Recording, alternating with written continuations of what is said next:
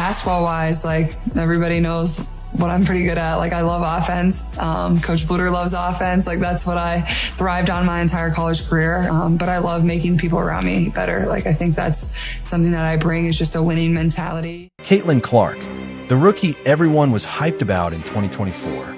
She was scoring like a maniac, pulling up from anywhere, lighting up the scoreboard, and somehow she was also collecting fines from the league like Pokemon cards.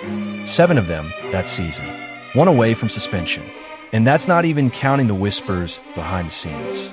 Today, we're breaking down every fine or punishment meted on Caitlin Clark by the WNBA, the games they happened in, what caused them, the fan and media reactions, and why many of these calls might be just unfair. Let's start with Connecticut's Sunday, May 20th, 2024. Clark got her first fine for shouting at the referees. She had driven hard to the basket and felt the call she deserved wasn't given. Most players react. It's human. But when you're Caitlin Clark, every reaction is magnified. Analysts debated whether this was fair.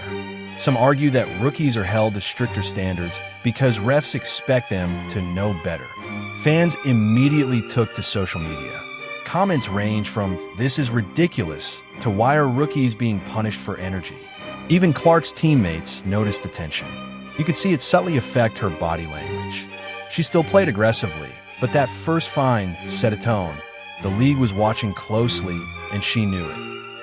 A week later, Los Angeles Sparks. May 28th, 2024, Clark was frustrated after a missed call on a fast break and received her second fine. The game clock barely had 2.7 seconds in the first quarter, and suddenly the spotlight on her behavior was intense. Social media exploded. Analysts and fans alike debated. Would a veteran get fined for this? Clark, aware of the scrutiny, started to adjust. Her gestures were more controlled, her facial expressions more subdued. It's subtle, but noticeable. The rookie fire was still there, but now wrapped in caution. Then came May 30th, 2024, versus Seattle Storm, 103-88, which is crucial for understanding her season. Clark got 2 technicals for jawing and going face-to-face with Victoria Vivians. These became her 3rd fine and 4th fine.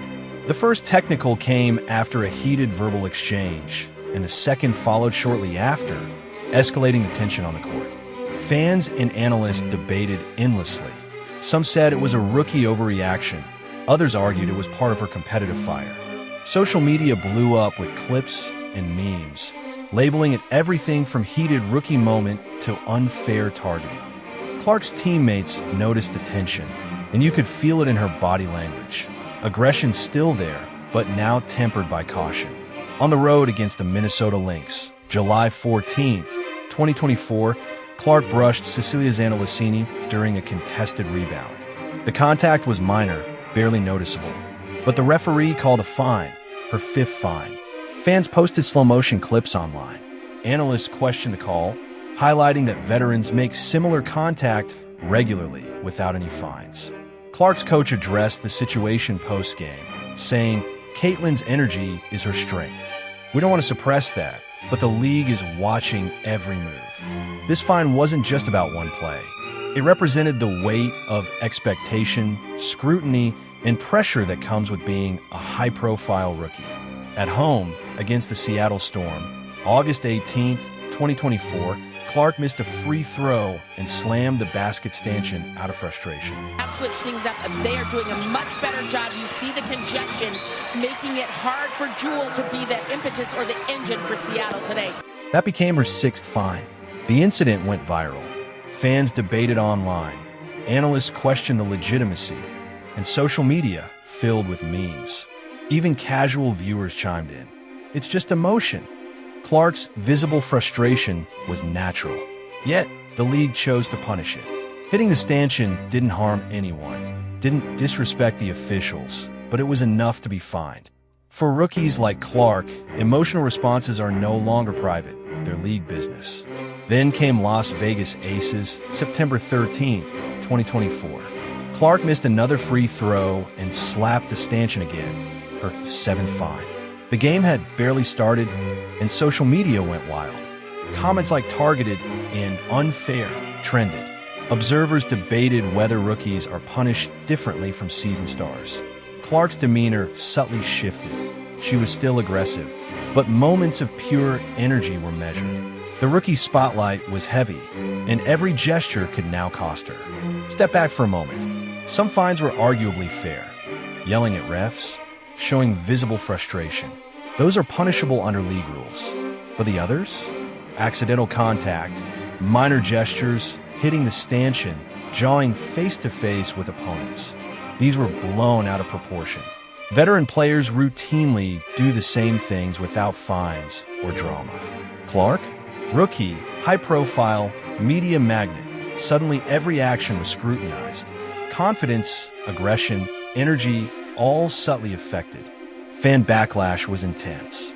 With 7 fines in 2024, Clark was on the edge of suspension. Social media threads exploded with hot takes, memes, and debates. Some supported her, saying this is league policing emotions, not gameplay. Others argued she needed to control herself better. Her teammates noticed the pressure too. Subtle gestures, reactions to bad calls, even expressions of frustration became potential punishable offenses. Fast forward to 2025. Clark returned with high expectations, though injuries limited her to 13 games. On June 14, 2025, she received a technical foul during a game against the New York Liberty. After a no call on a fever fast break, she asked the referee, "Are you serious?" The league immediately called a technical, marking her first fine of the 2025 season and 8th overall. Even after surviving a rookie year full of fines and scrutiny, the pressure persisted.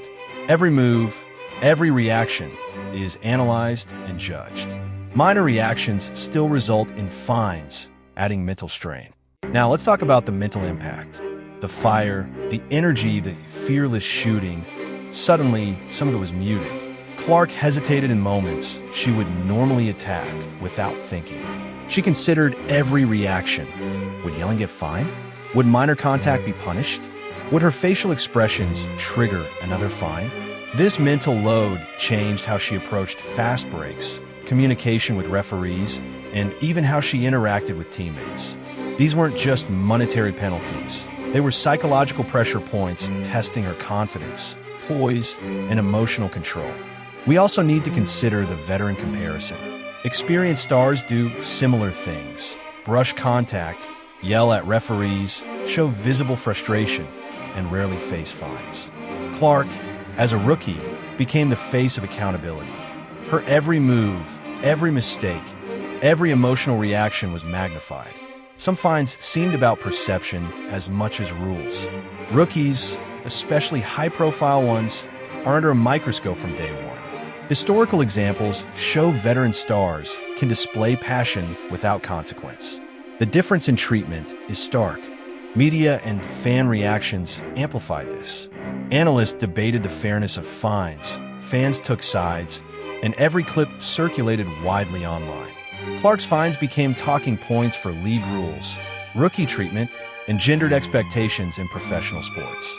Coaches weighed in, noting the importance of maintaining passion, but also teaching young stars to manage scrutiny. The discussion extended beyond Clark herself. It raised questions about how the WNBA manages emotion, personality, and the image of young talent. Clark's mental approach evolved. She became more deliberate, choosing when to show emotion and when to temper reactions. The fines became part of her strategy, not just gameplay decisions, but emotional management.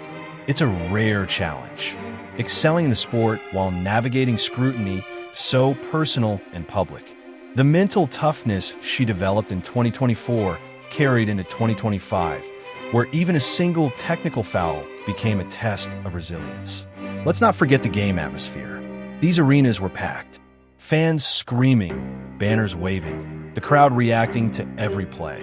Clark could feel the energy shift after every fine. The pressure wasn't just from the league. It was from thousands of eyes in the stands and millions online. Each fine changed the way she engaged with the game and the crowd.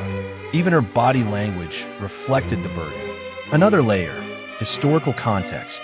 Think back to past high-profile rookies, players like Sabrina Ionescu or Eriko Gunbowl. and how rookies are scrutinized differently.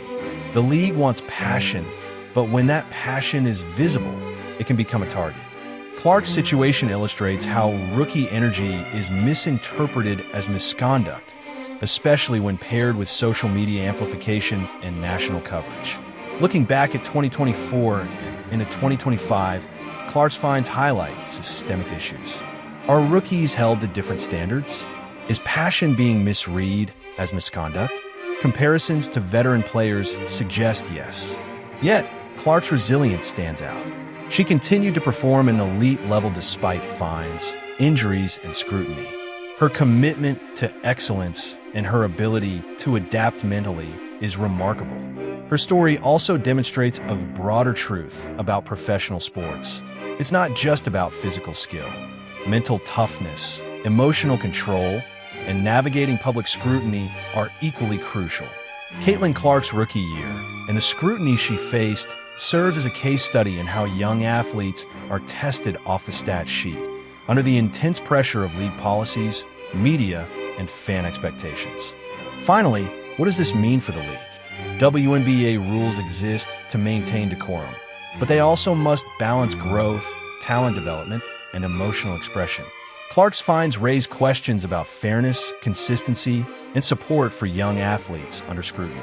So what do you think? Were these fines deserved? Or was the league holding Caitlin Clark to a different standard than other stars? One thing is clear, this wasn't just about fines. It was about perception, pressure, and the intense spotlight on one of the game's brightest young talents. Clark's story is a reminder of the weight of expectation, the scrutiny rookies face, and the courage it takes to perform under constant observation. Drop your thoughts in the comments. And if you like this breakdown, hit like, subscribe, and turn on notifications.